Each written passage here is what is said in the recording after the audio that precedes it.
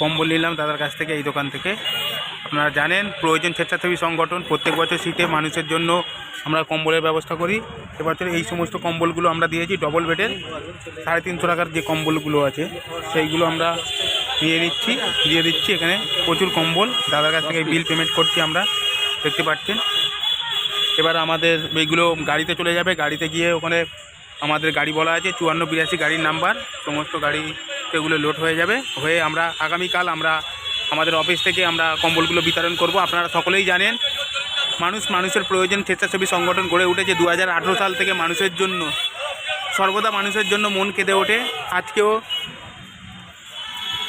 তার বিলম্ব হয়নি। দাদা ব্যালেন্স টাকাটা আমি করে দিচ্ছি। দেখছেন আপনারা করা হচ্ছে, এই কাকার গাড়িতে আমরা মাল দিচ্ছি, এই গাড়িতে মাল লোড করে আমরা নিয়ে যাব। আপনারা দেখেছেন এই যে আমাদের সমস্ত ব্ল্যাঙ্কেট এই যে এইভাবে আমাদের হচ্ছে। এর আগে দুটো বস্তা এখানে দেওয়া হয়ে গেছে, এই যে সব প্যাক চলছে সুন্দরভাবে। আমাদের ভাইরা সব নিয়ে আসছে, সুন্দরভাবে এখানে প্যাকেট করা হচ্ছে। আমরা মালগুলো নিয়ে যাব এবং আগামীকাল আমরা মালগুলো দেব।